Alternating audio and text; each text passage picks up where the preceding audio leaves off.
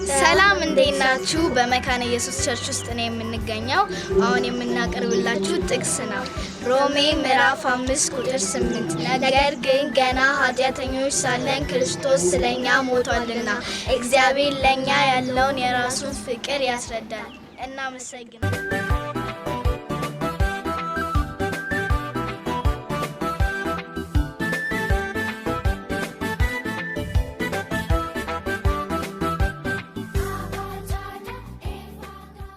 Maqaan Seenaa Mulgeetaan jedhama. Amma kan jiru waldaa Makaana Yesuus keessatti kan baradhu waldaa Makaana Yesuus keessatti baradha. Amma walaloo qopheessaa. Mata duree walaloon koo Beetlehem keessatti wanti haaraa ta'e raajiin dubbatames kun bakka ta'e nagaa ejjinis mana keenya seenee seexaanni waraaree boonna qinee seenee. Si gaafannaa kan ifni garee aartii tiimiirraadha. Maqaa keenya jennu nuuf ibsi. Maqaan koo Ifaa Margaa jedhama.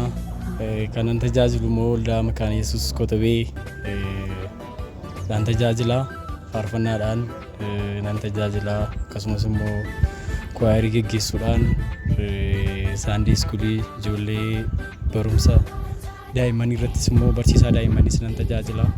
Waanuma waldaa keessa jiru hundumaa nan tajaajila jechuudha. Hojjetta gaggeessummaa irratti hin hojjetta. Inna warra kana keessaati gaammaani kan saandii iskuul irratti kanatti barsiistu sin gaafadha. Isti haalli barsiisummaa akkamii ijoollee kana immoo akkamitti isin guddisaa jirtanii kana gochuuf hoo maaltu si tattaafachiise? Gaaffii gaariidha.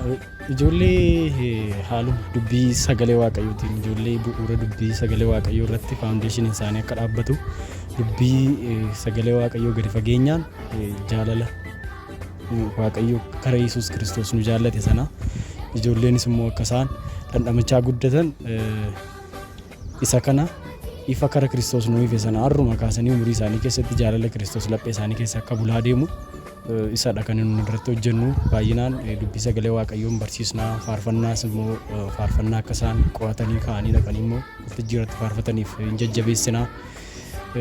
Ijoollee gaaffiif deebiin qopheessinaa. Tiriippiin garaagaraas immoo akkuma kana yeroo waggaatti si'a tokko akka waldaa kanaatti ijoolleen deemanii akka isaan yeroo daawwannaa yeroo isaan rifresh godhan yeroo isaan iddoo daawwannaadhaaf ta'u deemanii yeroo isaan walii wajjiniin dabarsan hin qabaannaa. Kan biraanis immoo ijoolleen maatii isaaniidhaaf akka abboomaman waldaa kiristaanaadhaaf akka abboomaman akka dubbii sagalee waaqayyootti akka isaan guddataniif irra caalaatti isa kana barsiisaa jirra. Irra caalaatti isa kana jajjabeessaa jirra.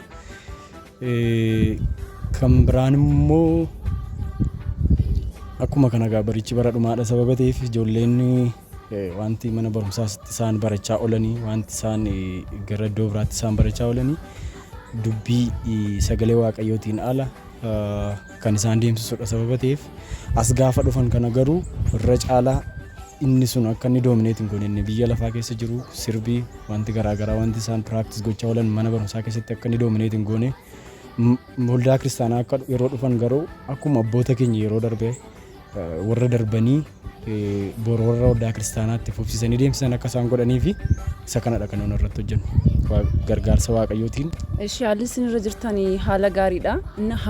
Daa'imman kana guddisuu irratti immoo hanqinni jira. Hanqinni kun immoo haguutamu wanta jettu maaltu jira? Daa'imman guddisuu irratti hanqinni tokko jira. Hanqina karaa maatii jiran tokkoffaan lammaffaan immoo karaa waldaa kiristaanaa wantoota daa'imman kana barsiisuudhaaf guutamuu qaban wantoota meeshaa barbaachisanii televezyiinii isaan bohaarsuu akkuma kanallee meeshaa isaan as dhufanii ittiin taphatanii bakka isaan irra ta'anii baratan dubbii sagalee waaqayyoo bakka isaan irra ta'anii baratan haalli mijataan teessumni isaaniif ta'u waan isaan irra ta'anii baratan wanti isaan bohaarsu wanta guutamaa miti. Kana kanatu irrinni hanqina kanatu jira. Gamoo barsiisa daa'immaniidha. Barsiisota daa'immaniitti yeroo dhufu immoo namoonni nuuf kennanii hojii hojjetan baay'inaan jiraatan malee irra caalaa yeroo kennanii hojjechuutu xinnoo rakkisaa ta'aa jira. waaqayyo immoo gaa akkuma kanaan dura nu gargaare waggoottan darban kana keessatti ammas itti dabalee waaqayyo nu gargaaraa yeroo taanus immoo kan kana caalu daa'imman irratti hojjechaa daa'immaniin akka isaan dubbii sagalee waaqayyo bu'uura dubbii sagalee waaqayyo godhatan irratti hojjechaa deemaa jechuudha.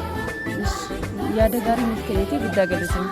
Isinis waan na gaafattaniif waaqayyo isin eebbisu. Galatooma.